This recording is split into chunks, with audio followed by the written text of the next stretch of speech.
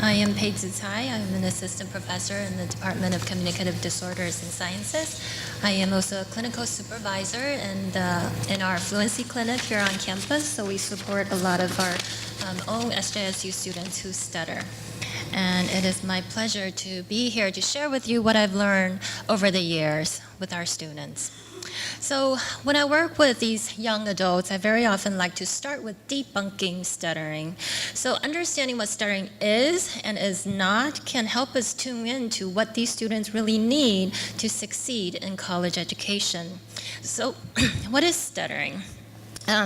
On the surface, it is disfluent speech. So there are several different types of stuttering moments. One being that they open their mouth and nothing comes out. No voice, no words, but they know exactly what they wanted to say. Their body just wouldn't allow it to come out. So that would sound something like this. I stutter. So to quote their own words, it feels like they're choking. So someone's choking on their neck. Another form could be repetition of sounds or syllables. So for example, I stutter, or I stutter, so repetition of sounds. Or it could be dragging of sounds, like I stutter. Okay, so these are the surface form of stuttering.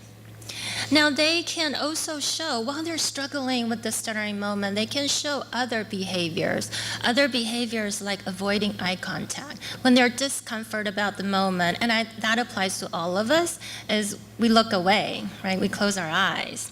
So that happens to them too. Many of them make little eye contact, or they use a lot of fillers like ums and uhs as a delay mechanism, postponing that stuttering moment and hoping that they can get over it quickly. And for some individuals, they may choose to say, I don't know, rather than saying what they actually wanted to say. So when a teacher or a professor asks them a question, they may simply say, I don't know, to avoid speaking, to avoid stuttering. Okay. Now, in the classroom, in 1 out of 100 students that we serve, probably, very likely, someone in the classroom is stuttering. Okay. And they may not always show it. They may just not talk much, and no one knows. Okay. But what we know about stuttering is, unlike the common myth, stuttering is not caused by stress, not nervousness. It is a neurophysiological disorder. And we know that from brain studies in young children near the beginning of stuttering, we see that their brain is already wired differently. And that applies to neural networks that relates to speech and language production, that relates to attention regulation, that relates to emotional regulation. So it is a widespread network abnormality.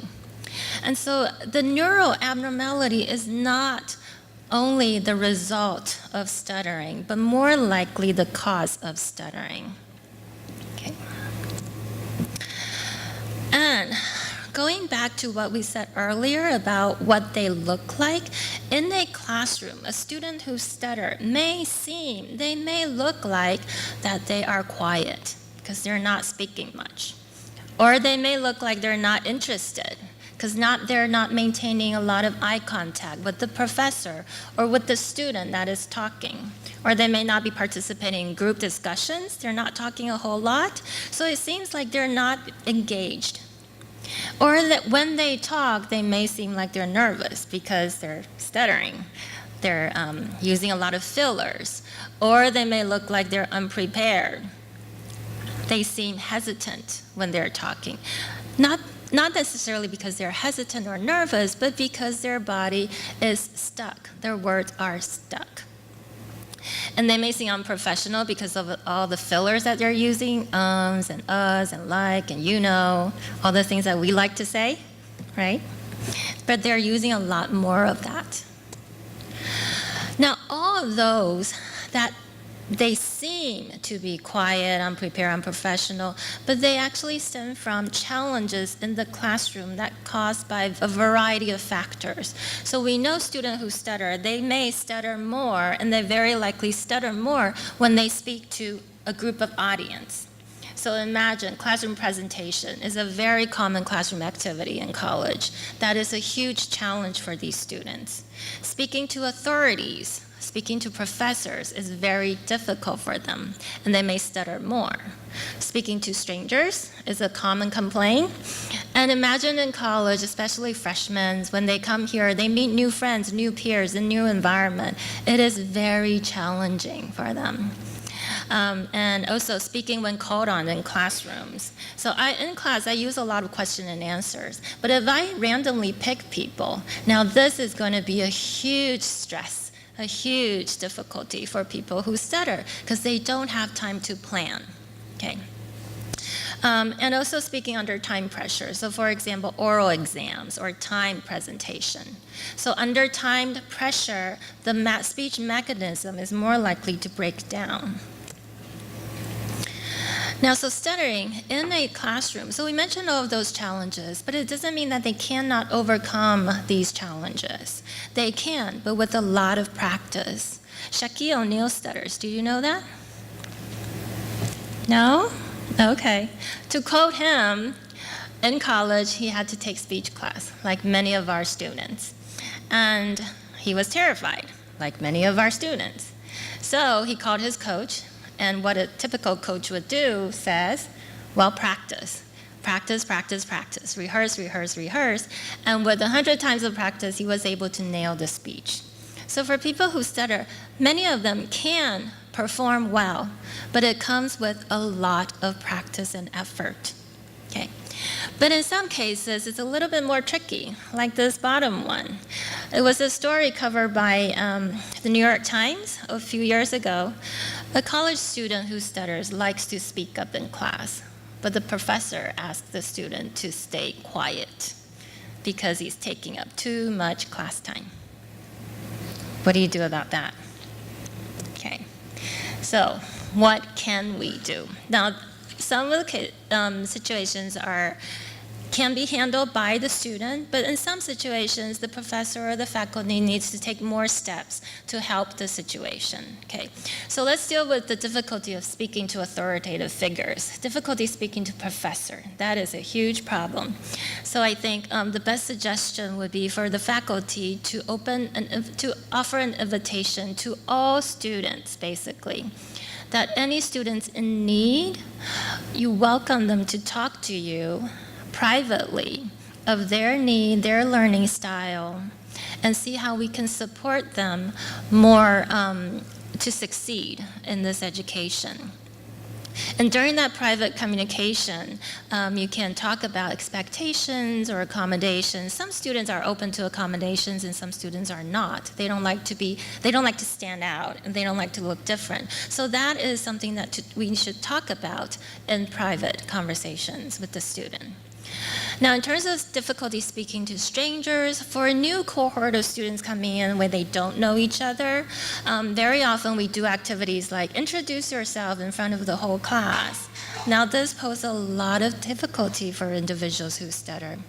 You know what many of them would do? They would say, I need to use the bathroom, I need to use the restroom, and they duck out. They come back after all that introduction is done. Okay.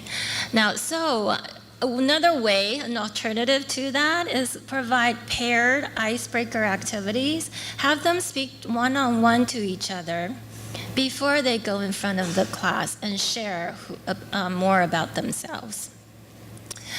Now, here's the big thing in terms of classroom accommodation is classroom presentation. I think the best accommodation we can provide for these students is to provide more time for oral presentation, not less. They need more time to get their words out. Or allow them to provide visual cues, cue card where they can write down some keywords, because we know that when they read, they don't tend to stutter as much. And in terms of grading, to weigh more on the content and not so much on the style or fluidity. And as the faculty is to maintain eye contact with these students during the presentation to show support and interest, rather than looking at the computer and doing all the grading and commenting. And about unplanned question and answer during the classroom, it is better to have a private conversation about whether the student is willing to volunteer to answer questions rather than being called, rather than being called on. And allow the student to come up with ideas about how to participate in classroom environment with less time pressure. Okay. And the final point I want to make is in some classes we like to ask students to share their experiences, their opinions because of their different background. And I want to just as a reminder to always ask for consent before we ask students to share their opinion, because not all of them are willing to openly discuss their own experience. Okay. So that's my presentation. Thank you.